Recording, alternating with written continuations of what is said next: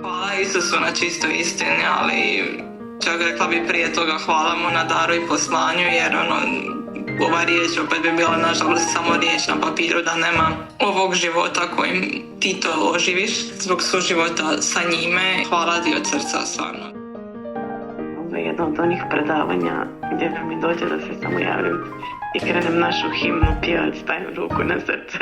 Meni je ovaj nauk toliko veličanstven i meni je toliko predivan. Tema otac, dijete i što nam pripada u njemu i na što smo pozvani, jer ne samo da nam opisuje to stanje što je već nekako takav melem za dušu, nego i objašnjava kako doći u to stanje i to je baš blago neprocjenjivo. A mene je baš predivno. Ovo je prvo predavanje seminara Zvučna riječ. Pod naslova Isuse, zarez, ja te moram čut.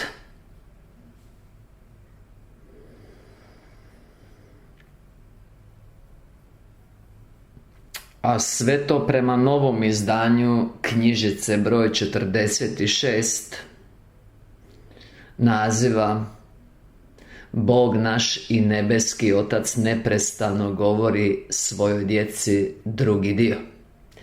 Prvi dio je knjižica broj 24. Sad, kako je ovo objava za Bertu Dude osobno u početcima njezine misije, ovo je 3. godina primanja, ova objava također ide kao 18. predavanje seminara Berta Dude i početci njezine misije, objave za nju osobno 3. dio. Također, ova tema, dakle ovo o čemu ćemo sad govoriti, nastavak je ili dodatak ili rodbinska je objavi 4480 sa prvog predavanja novog seminara u seriji Isusove riječi prema drugom izdanju knjižice broj 72, što je sola scriptura. Seminar morate biti podučeni od strane Boga. Ono što sam ja htio dokazat, a ujedno i pokazat, istaknut, a ujedno i opomenut, jest sljedeće. Više manje, rijeđe ili češće, svi mi, ja sigurno, nalazimo se u situacijama koje nadilaze naše prirodne sposobnosti, a pri tome mislim da možemo stvari riješiti našom snagom, našom pameću ili preko naših prijatelja i veza ili putem eura.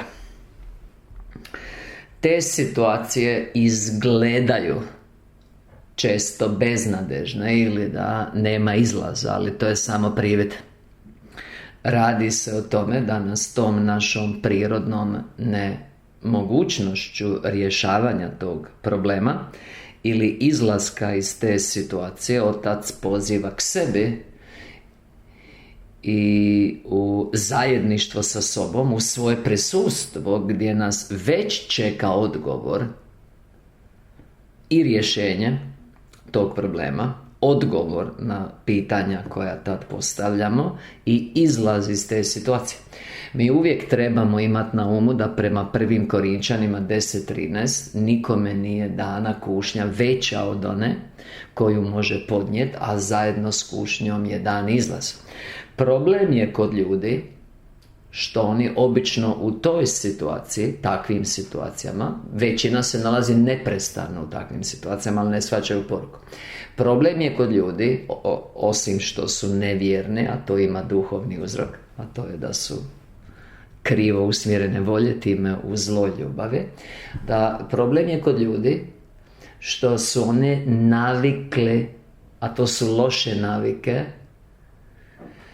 prebacivati svoju krivnju, ali i terete na druge na način da neprestano očekuju da im drugi služe, jer oni nikome ne žele služiti, da svi njima ugađaju, jer oni žele da samo oni uživaju, i prema tome da svi drugi rješavaju njihove probleme.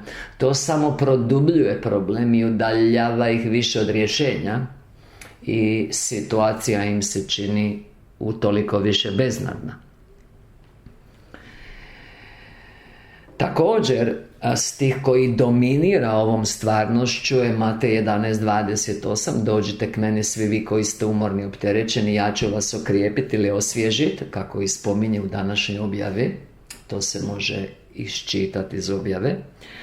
A mi ćemo uskoro imati seminar tog naziva, Dođite k meni svi, prema novom izdanju knjižice Oče naš, što je knjižica broj 41, i također seminar u seriji Isusove riječi.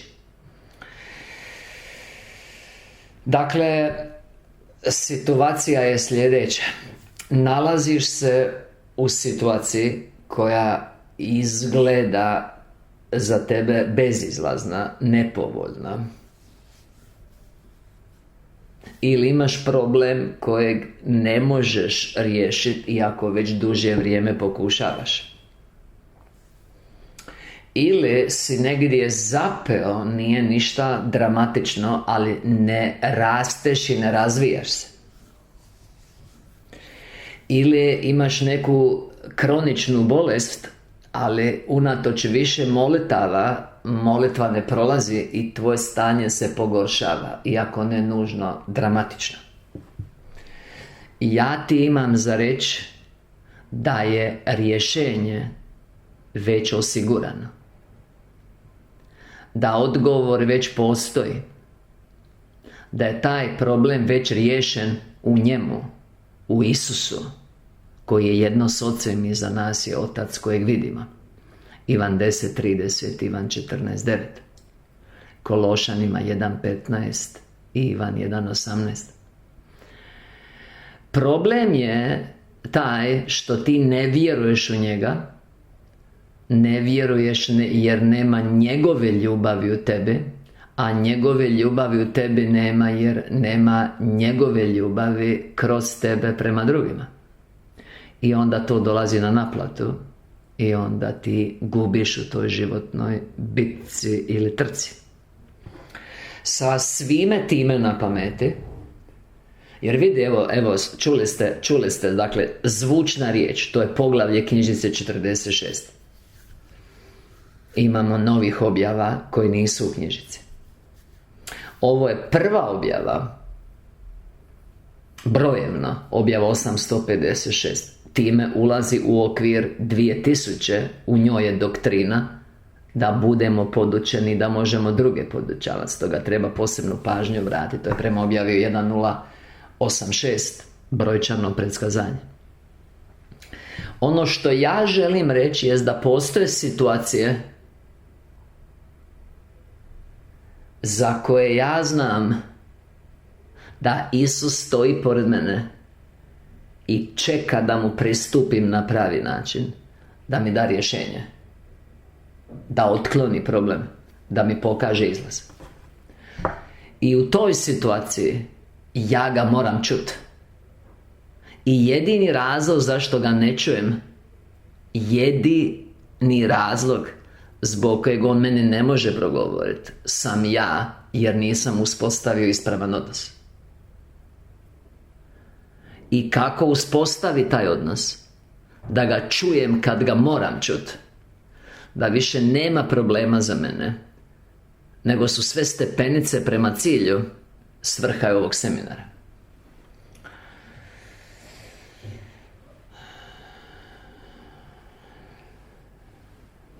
Volimo te, Isuse. Mislim, vama je jasno da imamo još jedan povijesni trenutak. Jeste svjesni toga? Isuse, ja te moram čuti. Volimo te, Isuse. Ok. Dakle, objava 856, također Berta Dude i počeci njezine emisije objave za nju osobno i prvo predavanje seminara Zvučna riječ. Očinske riječi, zvučni glas. Dakle, kad kažemo zvučna riječ ili zvučni glas, govorimo o izražaju Očevog duha, Kristovog duha, Duha Svetoga u nama na način da se čuje kao da nam netko govori izvan, a mi čujemo prirodnim ušima. To nije misao. O tome govori knjižica 24. Zvučni glas je zvuk kojeg čuješ unutarnjim uhom, kao glas kojeg čuješ svaki dan u razgovoru s ljudima, prirodnim ušima. Stoga molim da se napravi ta razlika. Volimo te, Isuse.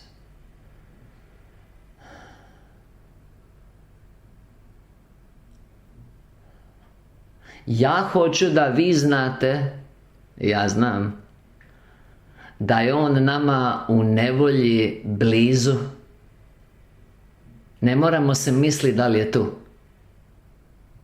Ne moramo se misliti da li nam želi pomoći, da li ima rješenje. On je dozvolio tu situaciju da dođemo k njemu po rješenje. Sve ono o čemu moramo misliti je kako uspostaviti kontakt da možemo čuti njegov glas. Jedna od najbolnijih izjava za mene, a najbolnije za mene, nešto najbolnije za mene, je izjava iz knjižice broj 46. Ja uvijek govorim, ali me vi ne čujete.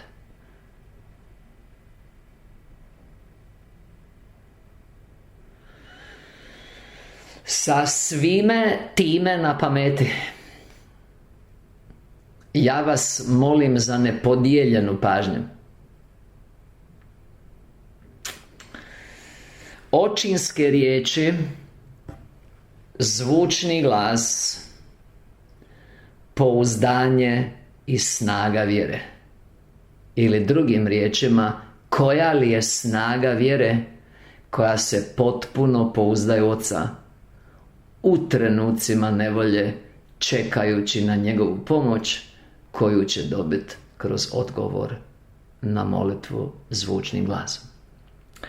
Evo ga, moraš slijediti glas srca, kćeri moja, i bit ćeš čudesno osnažena u svakoj nevolji i opasnosti. Prva rečenica, razlog za objavu, a ujedno možemo vidjeti u što Otac gleda, time što vidi da ga je to potaklo da govori svom djetetu iz svoje ljubavi, jer ga beskrajno, a drugačije i ne može, ljubi.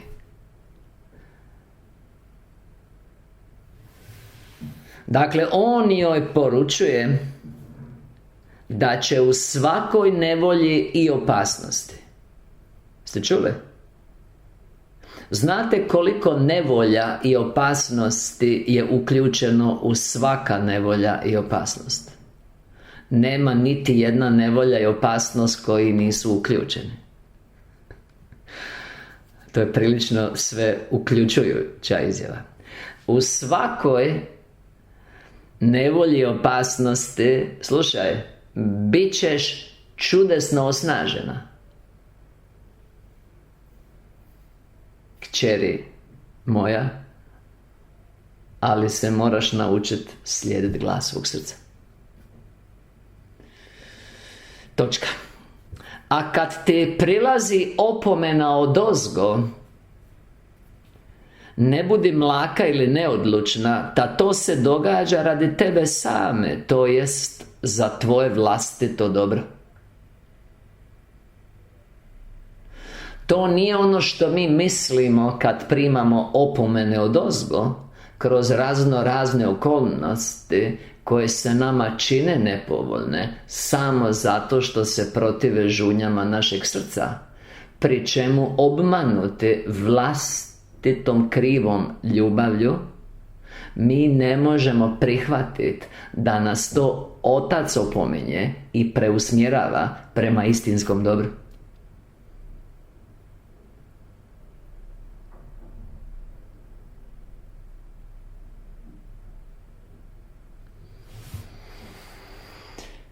A kada ti prilazi opomena odozgo, dakle objašnjava prvu rečenicu i ulazi u glavnu temu, ne budi mlaka ili neodlučna, da to se događa radi tebe same. Dakle, što god da se događa, govori o svakoj nevolji i opasnosti, to se događa radi nje same, a mi znamo da se to događa onda i zbog nas samih. I da je to za naše vlastito dobro. Ok, sad se nalazi u toj situaciji, jel imamo sliku i ton?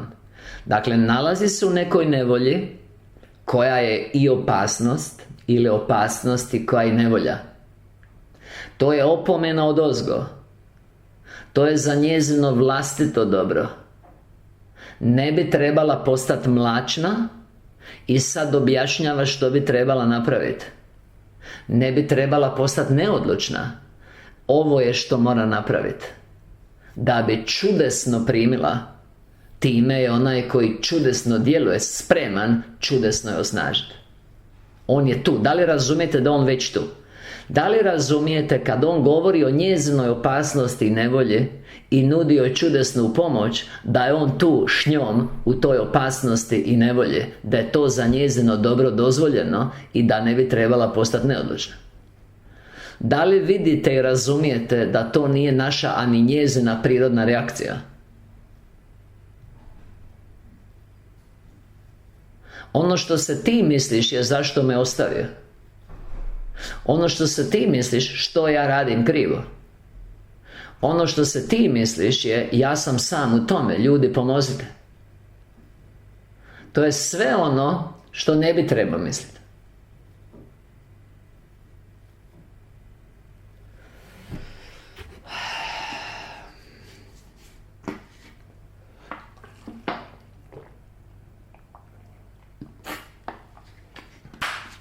Nisam vas ni pitao, je li vam ovo zanimljivo, volim pitat na početku, zato što nekad čudno izgledate.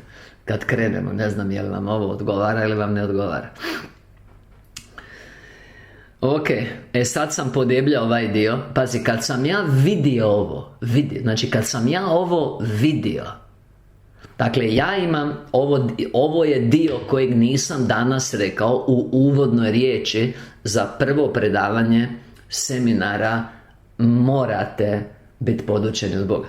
Rekao sam dosta, ali nisam rekao ovo. Ovo je bilo bitno, ali sam čuvao za sad.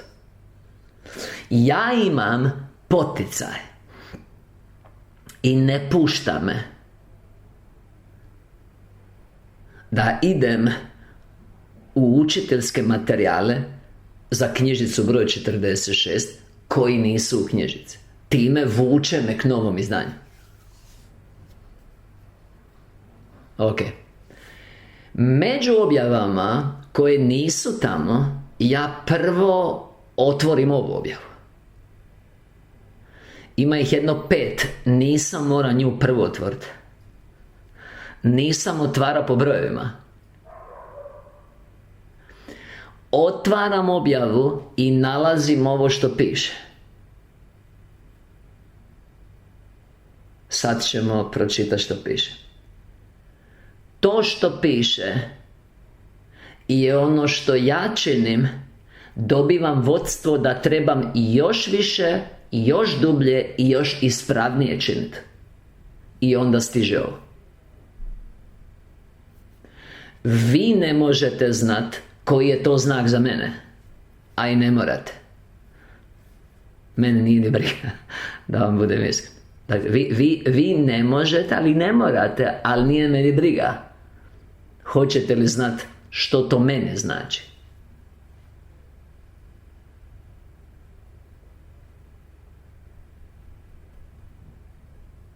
Volimo te, Isuse.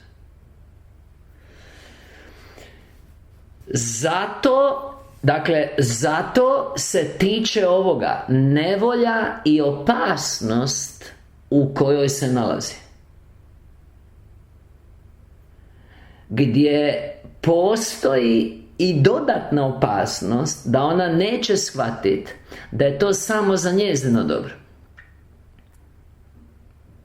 pa bi zbog toga postala neodlučna, a to je već djelovanje protivnika.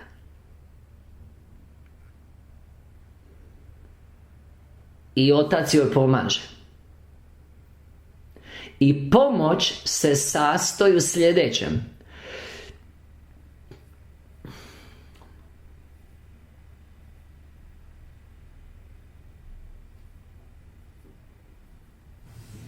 zato nikad, da ne bi postala neodlučna, zato nikad ne propusti slušat na unutra nakon svakog pitanja koje izložiš svome stvoritelju.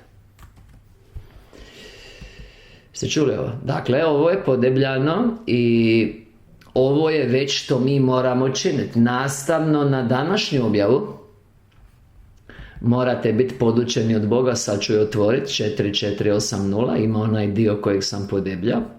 Ali u toj objavi čitamo, jer se obje objave spajaju.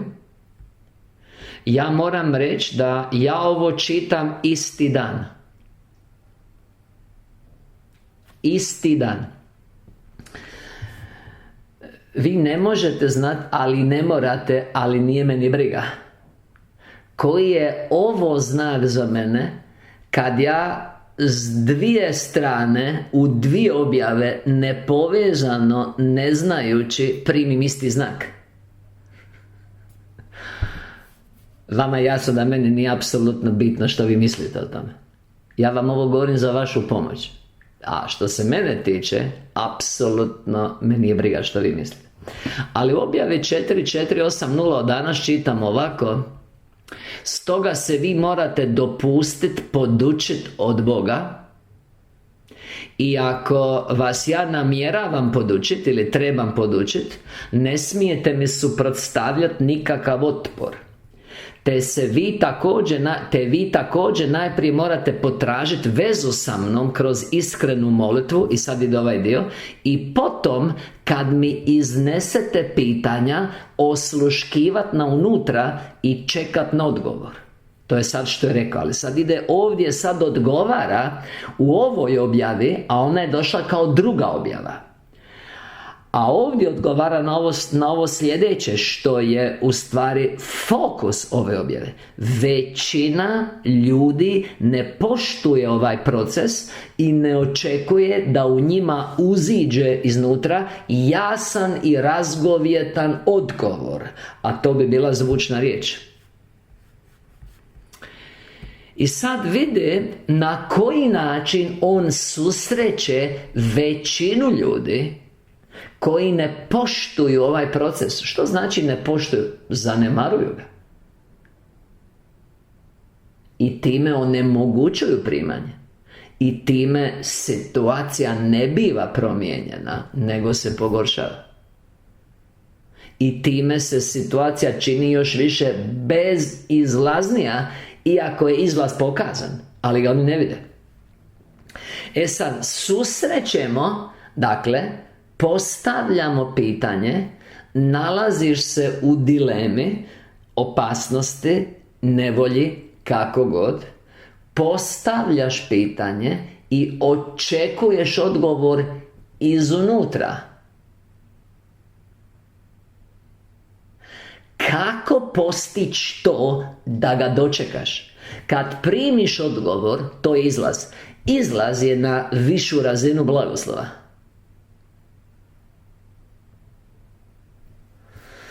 Zato nikad ne propusti slušat na unutra nakon svakog pitanja, slušaj, kojeg izložiš svome stvoritelju.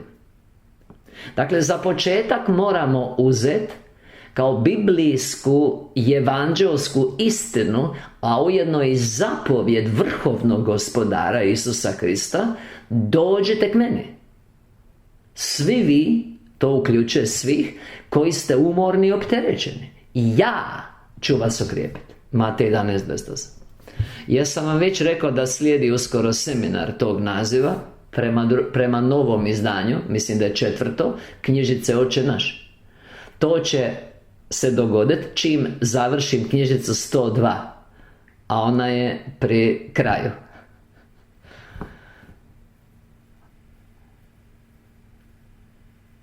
Jer ovdje neko sretan da je apostol na svog tatu, da je uzeo gene od svog tate, da je kreativan.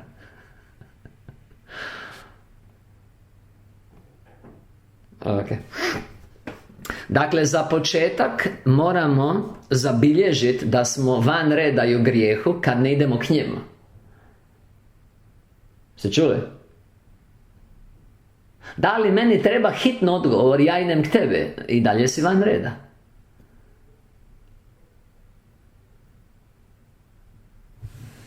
Dakle, pitanje se upućuje stvoritelju koji je ujedno i tvoj otac.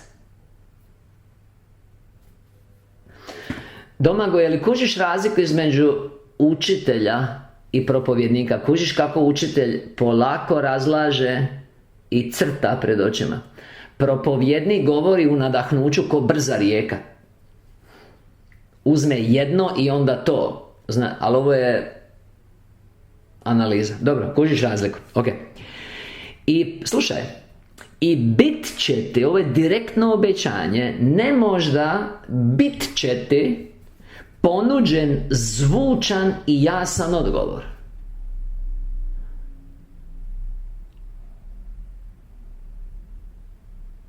Sad, kad bude kasnije spominjao, a u naslovu je pouzdanje snaga vjere, ili snažnu vjeru i njino pouzdanje, ili snagu vjere koja se potpuno pouzdaje, kojoj je sve moguće. Dakle, kad mi ovo sad što smo pročitali primimo sa snažnom vjerom u potpunom pouzdanju, to će se dogoditi. Što? Primit ćemo zvučan i jasan odgovor.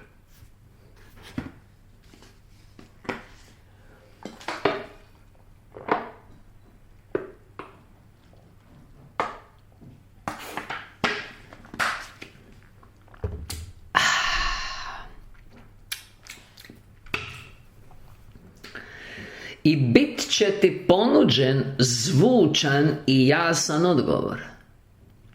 Zarez.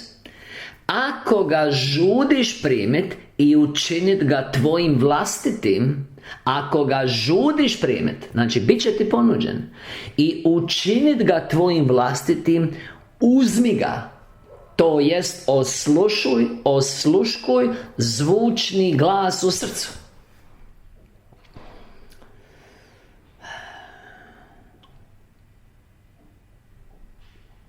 Evo, ja moram posvjedočiti, neki su čuli svjedočanstvo, ovo je djelomično, ovo je vrlo djelomično svjedočanstvo.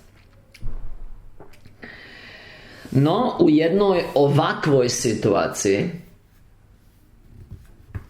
ja sam činio upravo to.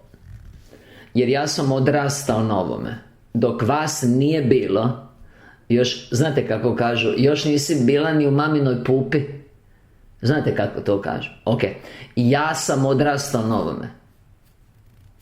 Knjižica 24 je najčitanija knjižica od strane mene. Niti jedna nije toliko čitana. Zbog ovog. Jeste sa mnom? Ok. I u jednoj ovakvoj situaciji, ovakvom kapitalcu, ja sam činio upravo to.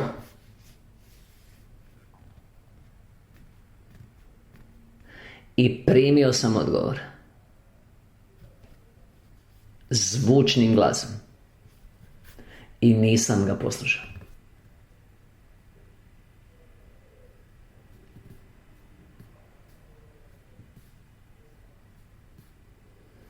I sad sa vremenskim odmakom ispostavlja se da sam ja bio krivo.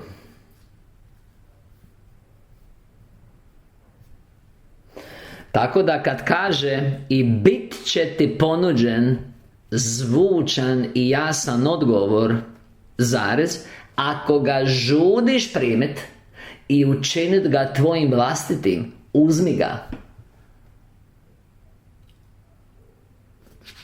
To jest osluškuj zvučni glas u srcu.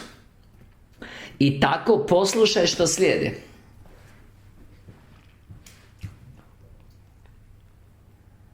Volimo te, Isuse.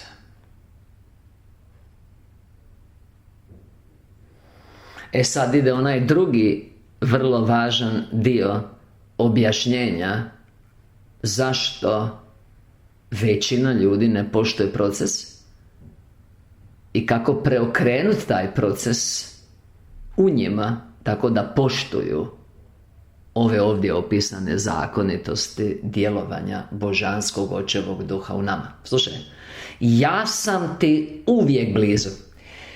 Kad ja kažem da se nudi rješenje, to znači da svaku riječ moraš oživjeti. Ja sam ti uvijek blizu. Znate da smo nedavno imali predavanje, jer biješe 15. serije Isusove riječi njegovim učenicima i sljedbenicima. Gle, ja sam s vama uvijek. Vi znate koje je predavanje, od svih predavanja najgledanije moje predavanje. Ne boj se, samo vjerno, to je, ne boj serije. Ja sam s tobom, to je bit. Izaja 41, 10 i 13. Dakle, ovo je vrlo važno. Slušaj, ja sam ti uvijek blizu i znam o svim tvojim brigama. Dakle, pazi, znači ovo, nemoj ovo samo čitati. Dakle, pazi, ovo je toliko bitno. Ovo ti mora teći žilama. Ja sam ti, pazi, govori stvoritelj i otac, koji ovdje kaže kćeri moja. On ne smije nju ljubiti više od nas. On ne smije biti pristran prema njoj. Sve što kaže njoj važi za tebe. Slušaj, ja sam ti uvijek blizu i znam o svim tvojim brigama. Slušaj sad ovo. Zašto se ne pouzdaš neograničeno u mene? Ovo će biti u nazivu propovjedi. Dakle, ovo je ključ. Dakle, ovdje se morate utaboriti. Nemojte u niti jednoj drugoj rečenici koju ste čuli u zadnje 3 godine mislit koliko bi trebali mislit o ovoj rečenici.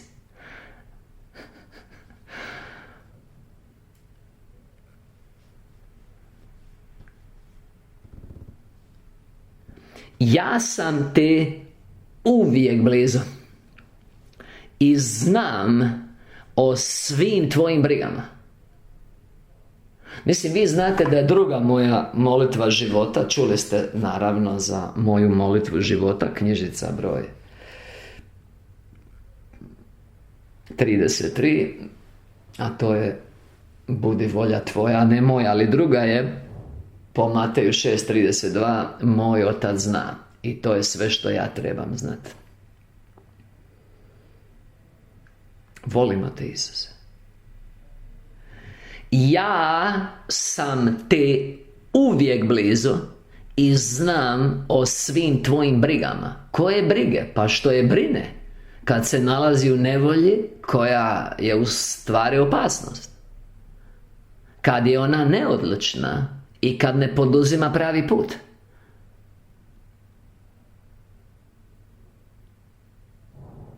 I onda, s obzirom na to, postavlja vrlo važno, ključno pitanje, jer ostatak objave o tome: zašto se ne pouzdaš neograničeno u mene? Što to znači? Pa ne, broj 1, ne na vrijeme. Broj 2, ne u nekog drugog pored mene. Broj 3, ne u sebe i mene. Neograničeno u mene. Ti moraš naći odgovor na ovo pitanje. Dakle, ovo je ključno pitanje. Zašto? Koji bi bio razlog da se jedno dijete Božje ne pouzdava neograničeno u svog Boga Oca? To je apsurdno.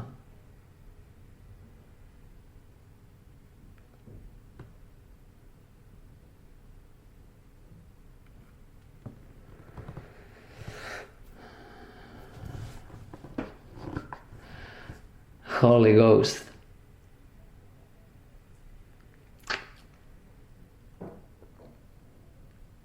Ste spremni? Ja želim da moja djeca dođu k meni.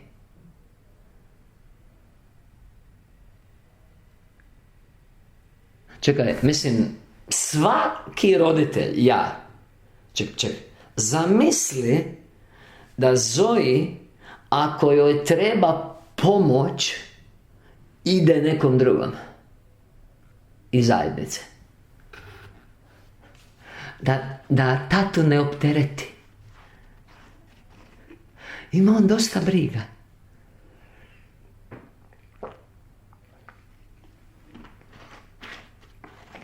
Kako god da si pokušavaš ovo objasniti, u krivu si.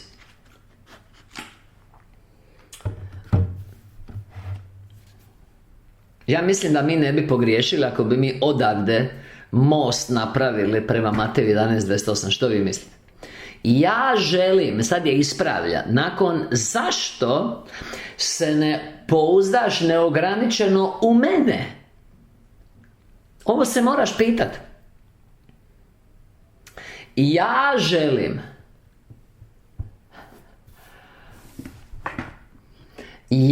želim, kaže tata, da moja djeca dođu k meni.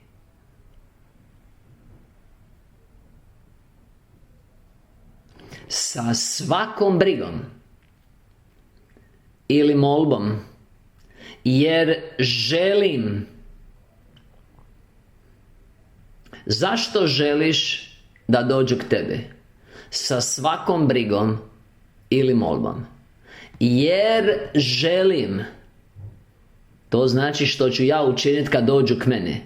Da neopterećeni prolaze kroz život. Možete reći rasterećeni, a to znači isto kao i bez briga. A to također znači bez tjeskobe straha. A to također znači nema nevolje i nema opasnosti.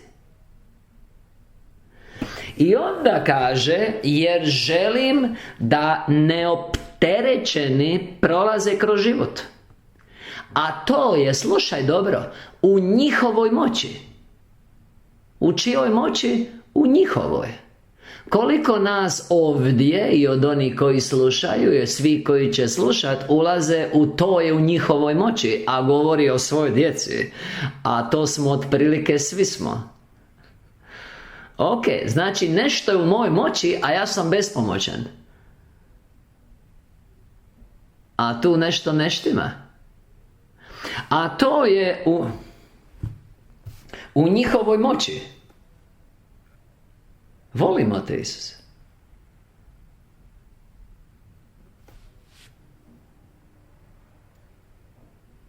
Zarez. I sad najomraženija hrvatska riječ. Ako. Znate što znači ako? To znači da nije automatski. Znate čuvenih mojih 5, vama je jasno da ih ima više od 5, ali znate da ima mojih čuvenih 5 ako. Ok.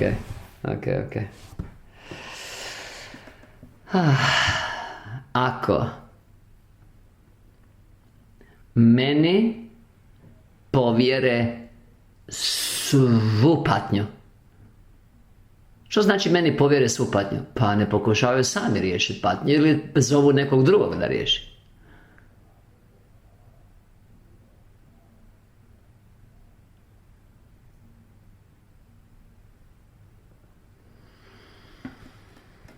Ja želim da moja djeca dođu k meni sa svakom brigom, molbom, jer želim da neopterećeni prolaze kroz život, a to je u njihovoj moći.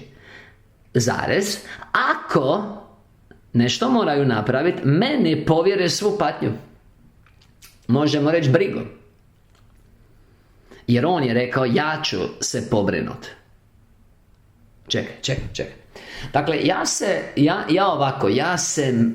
ja se mislim, pa meditiram, pa godinama. Objava 6508, knjižica Čin spasenja Isusa Krista broj 2, što je knjižica 54. Isus je liječnik, čin spasenja. Ja ne želim da vi patite. Vaš prvi uvjet da primite sve od mene ovdje isceljenje, da vjerujete da sam ja uzeo na sebe, jer ne želim da patite svu vašu patnju. To se već dogodilo na križu. U samoj riječi koli su brige, ne samo patnje, duševne, fizičke i boli i muke, nego i brige. On je to već uzeo, to znači zbrinuti smo.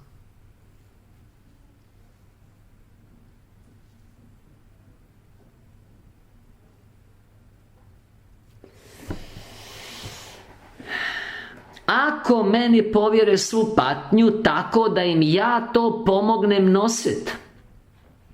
Ili, već znate, kontekst je knjižica 76, križ, ili odnesem kad je ispunilo svrhu.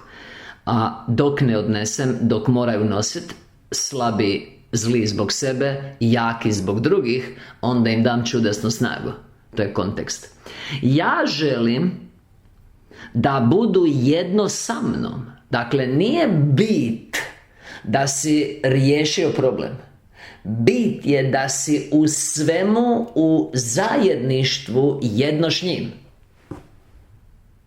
Jer kaže, vjeran je Bog, 1. Korinčanima 1.9, koji nas pozva u zajedništvo sa svojim Sinom Isusom Kristom. Slušaj sad bit svega.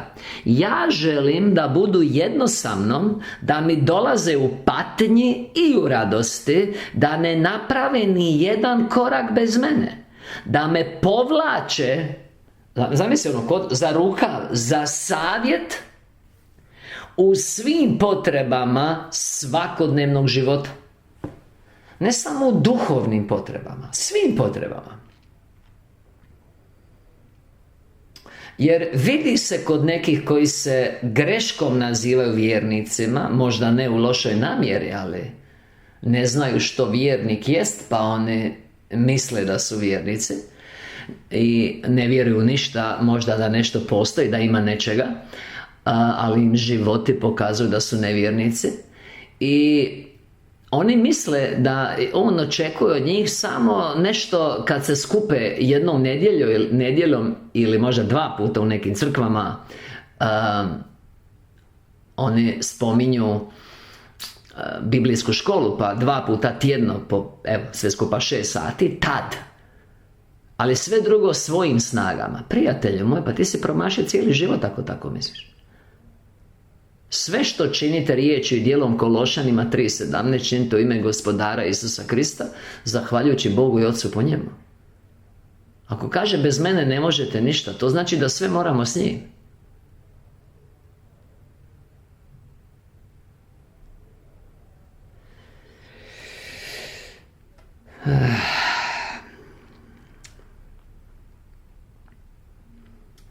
Ja želim, jel vidite koliko puta nešto želi? Jedan put želim, drugi put želim, treći put želim, a to je da budu jedno sa mnom, da mi dolaze u patnju i radosti, da ne napravi ni jedan korak bez mene, da me povlače za savjet o svim potrebama svakodnevnog života. A onda opet, ja želim, treći ja želim biti onaj koji vlada u njima. Slušaj, evo, kojemu utječu ili u kojem se sklanjaju u svakoj brzi. Dakle, mi smo van reda u grijehu. Kad ikad u danu, time u životu, u bilo kojoj situaciji, mi, kad nas on suoči s nevoljom, da nas približi sebi, seminar nevolja kao mjesto susreta s Ocem kroz ljubav, mi utječemo nekom čovjeku ili svojim snagama pokušavamo riješiti. Pa to nije njegov plan.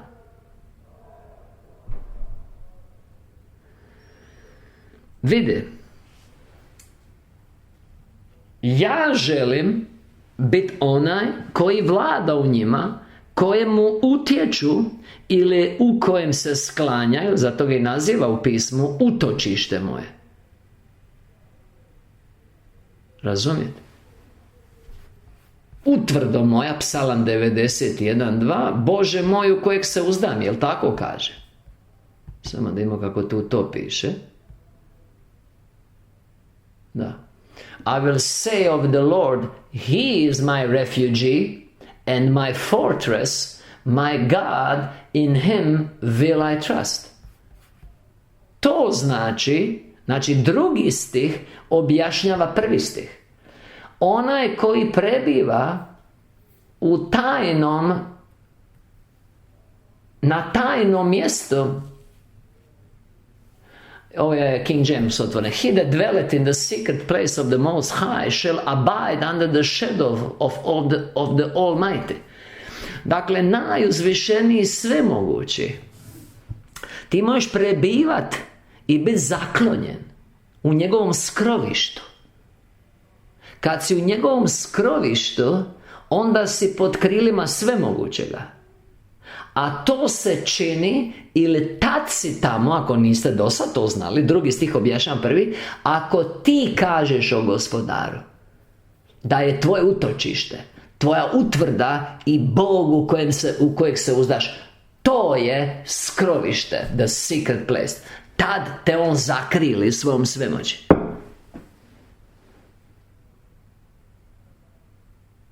Da, ali mene nisu tako učili na vjeronauku. Pa rekao sam ti da si treba birati etiku ili logiku. Kužiš? Treba si ići na logiku. Se skužim? Znači ti moraš reći o Gospodaru, utočište moje, utvrdo moja, Bože moj u kojeg se uzdam, jel tako? I kad to kažeš, a pri tome se misli govoriš svoju vjeru, a pri tome se misli opisuješ svoje stanje. To stanje, te vjere, pouzdanje i snaga vjere, jest skrovište najuzvišenijeg. I u tom skrovištu si pod njegovom zaštitom svemogućega.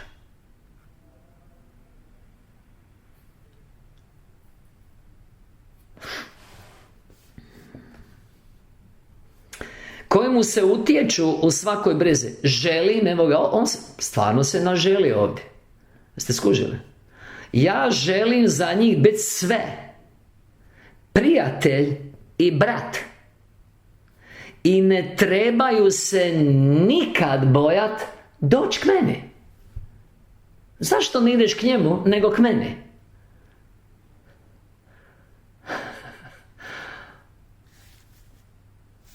Strah te, da te neće primiti. Sumnjaš u njegovu ljubav i njegovu vjernost i njegovu svemoć. Prijatelje moj, to je loše stanje. I vidi što kaže. Želim za njih biti sve, prijatelj i brat. I ne trebaju se nikad bojat doći k meni, što god da ih pritišće. Kome ćeš ići ako te nešto pritišće? Pa zbog toga brineš jer vidiš to što te pritišće kao nevolju i opasnost. I onda se kolebaš i postaješ neodlučan. I onda si mlačan u onome što je najvažnije. Pa kad te to pritišće, onda se nemoj bojati doći njemu.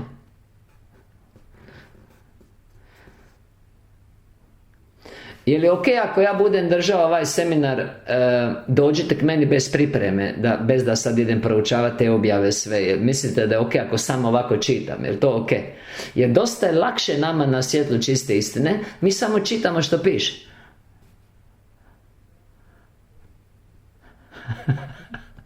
Jel kužite? Prejednostavno. Samo čitaš što piše. I sad vidi, ovo je objava 856,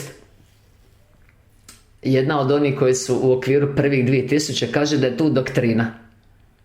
sve da tebe poduči i sve da ti možeš iz toga druge podučavati. Jer vidite kako se to radi? Ili kužite? Ok.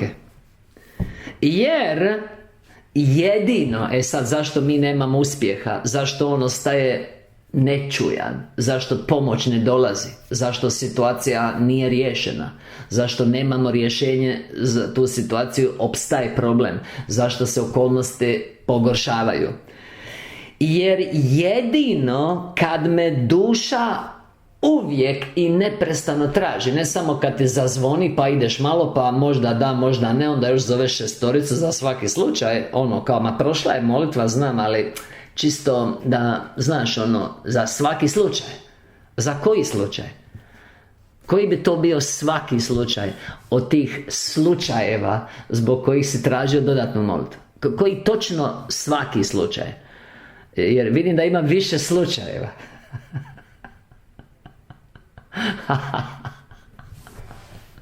Joj, blago vama.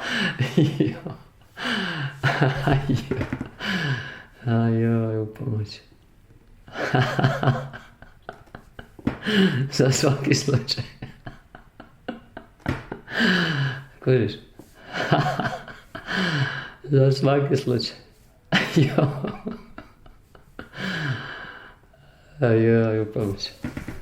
I vidi, jer jedino kad me duša uvijek i neprestano traži i nikad ne može biti bez mene, srce je spremno primiti. Sad, mi primamo srce, jer naše srce može biti u potrebi, ali nije spremno primiti. Volimo te, Isus. Je li kužite ovaj dio? Evo, probat ću to otvoriti. Vi nećete čuće se ovdje na ovome, ali to je jako zanimljivo. Danas sam prihvatio, negdje na putu sam bio, u tranzitu, vjerojatno na aerodromu, na aerodromu, i onda sam prihvatio ovaj klipić. Nešto bi vam htio objasniti kroz ovaj klipić. Smatram ga istinitim. Sad ću ga ja naći. Valjda će se otvoriti. Evo ga. Dakle, tu neka simpatična cura se pojavi. Ne ulazim u to da li je umjetna inteligencija, nebitno. Ovo je kategorija u svezi odnosa muško-ženskih. I kaže, dobrog čovjeka nije lako. A good man are not easy to handle. Dakle, nije lako živjeti ili biti s dobrim čovjekom. Evo, ja ću vam ovo ću pustiti, vi nećete čuti, ja ću vam prokomentirati samo da vidite što znači srce u potrebi, ali nije spremno na odgovor. Ono što mi učimo kroz bračnu ljubav, ti imaš potrebu za ljubavlju, ali nisi spreman za ljubav, jer sa svojom nekvalitetom ljubavi ti uprskaš ljubav. I dok te on priprema za ljubav, ti si nesretan, a nesvjestan si da nisi sposoban za ljubav, što ti praksa pokazuje. Ovo je jako zanimljiv kipić. I mogu ja vama malo od ovog kipića, samo malo, kad smo već tu. I sad vidiš što kaže cura, evo, znači ovako reći. Samo da vidim sam ja u nekoj, aha, evo tu sam na ovom zvuku, pojačat ću. Evo, samo znači, većina žena, ili samo da vidim, kaže većina žena ili mnoge žene, samo malo. Ok, mnoge žene kažu da žele dobrog čovjeka. Dakle, mi smo neki dan u Splitu imali molitvu, izašla žena i tražila muža, i onda ste otprilike čuli nešto rekla, nešto nije rekla, kakvog muža žele. I sad to je jako, dakle, to svi to žele i muškarci žele dobru ženu. Ali oni ne znaju što to znači. I kad im dođe to što oni nazivaju dobrim, oni se ne znaju nositi s time.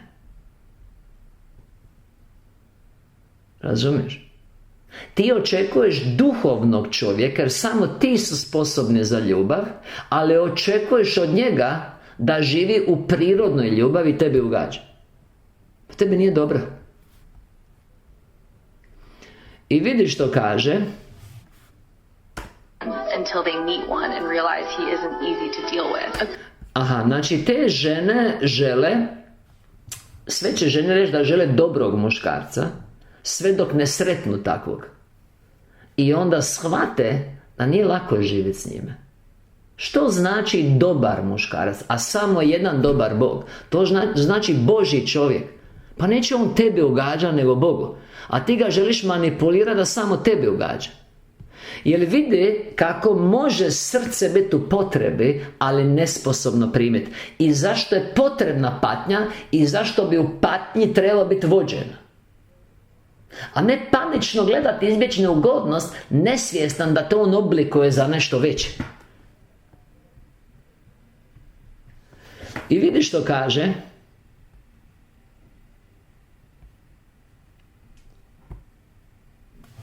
A good man isn't convenient. He doesn't bend to chaos or abandon his values. Kaže, dobar čovjek, on ne odustaje od svojih vrijednosti samo zato što ti postaješ emotivna. Znaš, ili Bog i Otac ne reagira na tvoju emotivnu molitvu jer tebi nije dobro.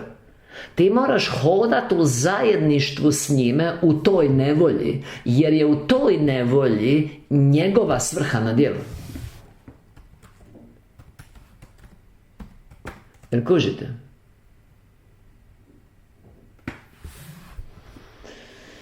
Da, išao sam provjeriti kako ovu riječ.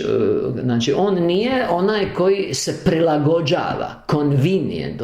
On nije kao, evo, on je dobar čovjek i sad ćeš ga ti kako ti hoćeš. To ne čini dobrog čovjeka. Dobar čovjek ima svoj standard i on se ne da savinut. I onda kaže niže u tom klipiću, ti ga nazivaš hladnim samo zato što čuva uzvišene vrijednosti.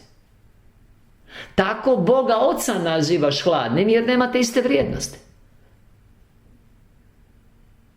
Jer kužite koliko je važnije hodati u zajedništvu s njime nego da ti on ugodi, makne neugodnost kao u stvari za tvoje dobro. Pokušavam vam nešto pokazati ovdje. This is where confusion starts. If you've never experienced emotional maturity, you'll misread it every single time without. Znači, ako nisi nikad emotivno sazrela, duhovno sazrela, ti ćeš ga krivo pročitati svaki put. Jer ćeš misliti, mi ćemo sad o tome govoriti kada nastavimo pod suncem, jer ćeš misliti da te ne voli samo zato što ti ne ugađa. Na isti način, ja sam se jutros u molitvi mislio o ljudima, a onda i o ženama. Na isti način kako tretiraš svog muža ili partnera, tako tretiraš i samog Gospodara Boga. Ti očekuješ da on uđe u tvoj život, nastavak nekih svjedočanstava sad sa Bogoslužja, sa Samačku kuću, prvog predavanja seminara pod suncem. Ti očekuješ da on dođe, da on tvoje probleme rješava, koje ti stvaraš. Tako dolaziš i u crkvu. Ti si problem. I vidi, evo, još ću možda pustiti samo sekundu. Znači, nazivaš ga hladnim jer ne tolerira dramu. Nazivaš ga udaljenim na distanci zato što štiti svoj mir i emotivnu stabilnost. Dakle, da li razumijete, mogli bi razumjeti, da čovjek može biti u potrebi, ali nesposoban primiti. Razumijete taj dio? Nesposoban to hendlat. Mislim, ja znam da vi ovo znate, ja ovo govorim samo zbog ovih koji su bili na vjeronauku. Vi ste bili na logici, zato vam ovo sve ide od prve. Kužite taj dio. I onda kaže, jer jedino, ovo si podcrtajte, kad me duša uvijek i neprestano traži njega, ne svoje. Seek God se to zove. Tražiš njega, njegovo prisustvo. Evo, ja ću vam dati, mislim, ovdje, nije, tu mi trebalo biti samo, evo ga.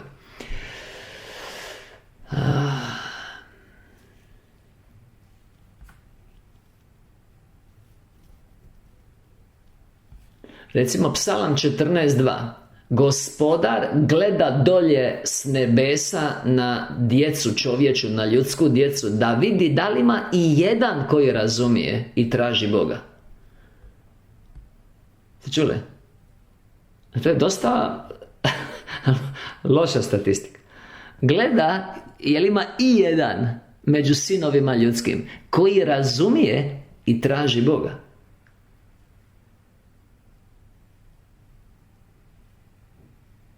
Pogledaj što tražiš u danu. Kako si organizirao život i vrijeme. Kako reagiraš pod pritiscima, jer tad se vidi kakav si. I vidi, jer jedino kad me duša uvijek i neprestano traži i nikad ne može biti bez mene.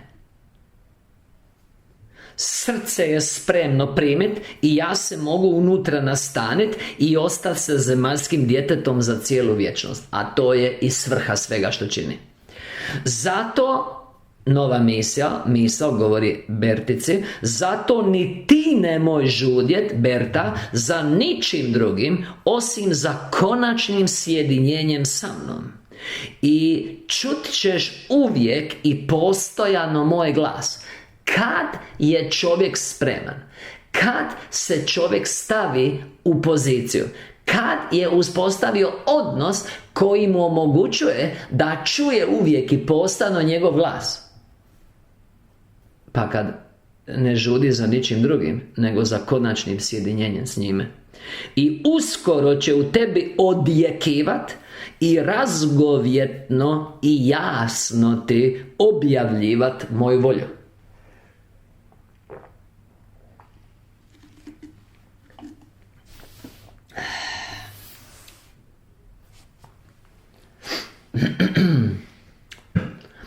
Ovo sam podebljao što slijedi. Ako me želiš čuti, yes, I would like to. I like it mucho. Ako me želiš čuti, onda uvijek slušaj jedino na unutra.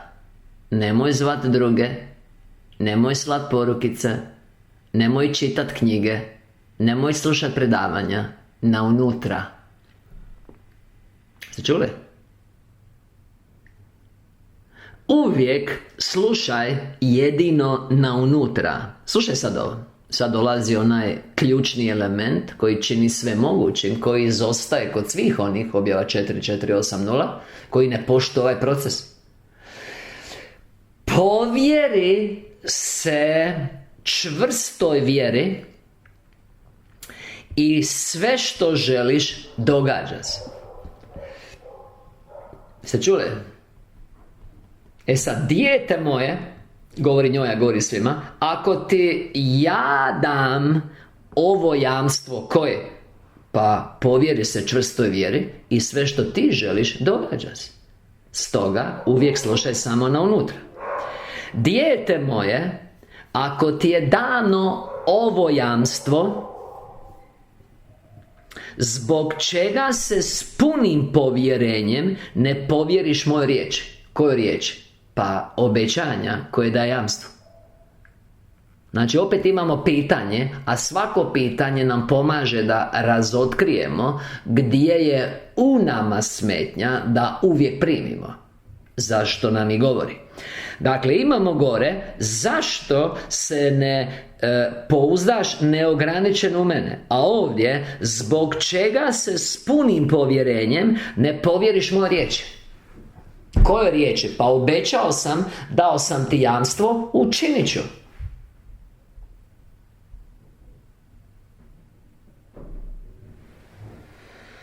Onaj koji je stvorio cijeli svijet, hoće li moći to također ispuniti? Što je obećao? Pa vjerojatno ne. Rekao je i ostao živ, rekli bi u mom selu. Rekao je samo da nešto kaže. Bilo mu je neugodno i bila tišina. Neugodna tišina. Onaj koji je stvorio cijeli svijet, hoće li moći to također ispuniti i zvučno se tebi izraziti. Što to znači zvučno? Pa jasno i razgovjetno.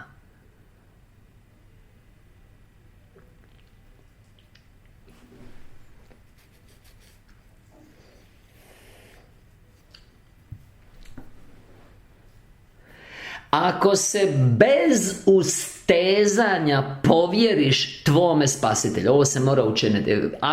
Ako je ono što mi moramo učiniti. Ako se bez ustezanja, neograničeno, sa potpunim povjerenjem, povjeriš svome spasitelju da će učiniti što je obećao kad ti je dao jamstvo. Kad si u nevolji, opasnosti, kad te briga pritišće i kad se kolebaš, da dođeš k njemu i kad postaviš pitanje, da osluškuješ na unutra u vjeri, i to će se dogoditi. I vide, ako se bez ustezanja povjeriš tvome spasitelju, otvaraju ti se sva vrata i bit će ti vidljivo ili očigledno ono što žudiš saznat. Dakle, saznaćeš. U konačnici sve vodi k tome da ćeš saznat, da će ti se razjasnit, da će ti se razmrsit, da će ti se otkrit. Kakvi Gospon Novosel, znate da je to čista istina. Nemam pojma, možda zbog savršene strukture rečenice koja savršeno prikazuje duhovne stvarnosti u kojima ja živim, govori mi na materinjem jeziku i pokazuje mi ono što vidim. Evo, možda zbog toga. A to mi sve govori o tebi. I onda kaže, ako se bez ustezanja povjeriš tvome spasitelju, otvaraju ti se sva vrata i bit će ti vidljivo, očigledno, ista riječ, ono što žudiš saznat. Moj duh te ljubi od vječnosti. On se u tebi utjelovio i on, to je onaj unutarnji duh, onaj Božji udio, božanska iskra, sveti duh, on teži sjedinjenju sa mnom, jer je odvojenost od mene njemu uvijek jedno stanje patnje.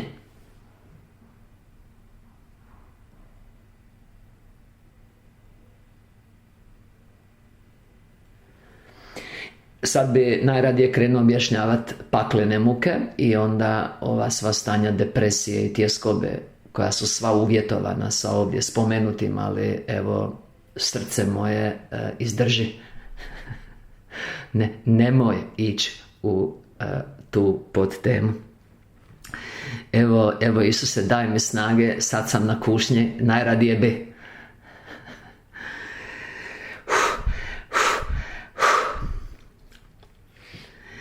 Volimo te, Isuse. I jer je odvojenost od mene njemu uvijek jedno stanje patnje, i ako sad vjeruješ čvrsto i nepokolebljivo, svaka je odvojenost premoštena.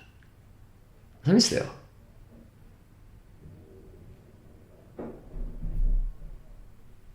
Dakle, ne moraš čekat da više nema odvojenosti, što se događa kad potpuno sazriješ, jer je tad sjedinjenje.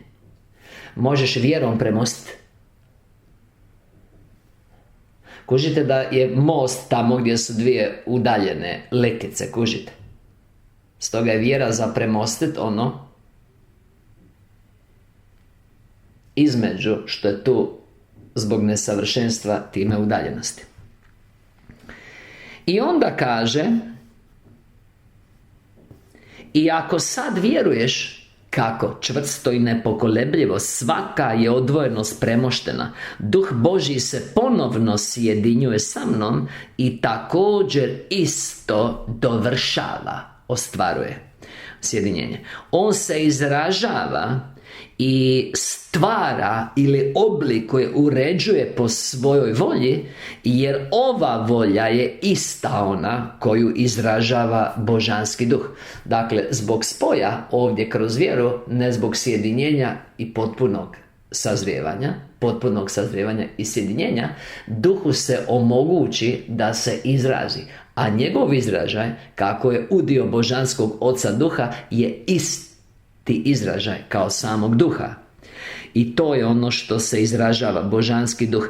I tako također čvrsta vjera treba ostvariti da sa lakoćom savladaš zemaljski teret. Jer kad se duh očituje, to je čudesno osnaženje, jer to je upliv božanskog duha i tad ti je svejedno. Jer vidi, recimo, daću vam primjer. Kad se kršćanin nađe pred mučeništvom, ali još nije sazrio i božanski duh nije u izražaju, on je u prirodnome i duševnome i u strahu od smrti, boli. Kad je prožet božanskim duhom, nit ga briga za bol, niti je osjeti, nit ga je strah od smrti, jer vidi u tome samo dobitak. I umjesto užasa na licu ima široki osmijeh. Kao recimo Stjepan kad su ga kamenovali. Jer kužite, stoga on nije mako križ, on ga nije ni osjetio i više mu nije križ. Na van je križ, ali njemu nije križ. I to je čudesno osnaženje.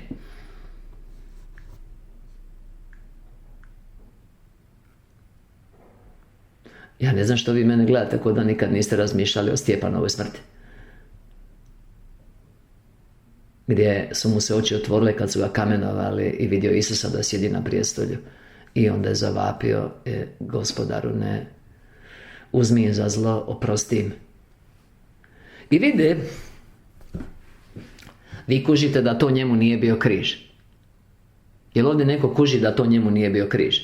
To su njemu bila vrata u vječnost, u slavu. Kužite taj dio. Ali neko ko gleda sa strane i sve što vidi ovaj život i sve što vidi je tu patnju, njemu je to križ. U čemu je dakle razlika? U okolnostima ne, nego u aktivnosti duha u jednom i drugom čovjeku. I onda kaže,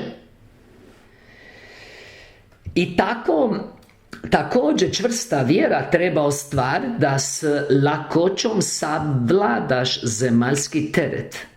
Trebaš biti tako snažna da sve možeš nadvladat ili prevazić kroz tvoju volju. Slušaj ovo, jer moć leži jedino u vjeri.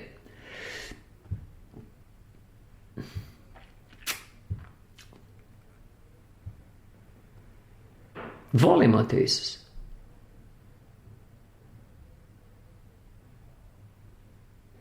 Prava vjera je upravo sama Božja snaga. Dakle, čovjek koji pravo vjeruje, to je Božja snaga na djelu.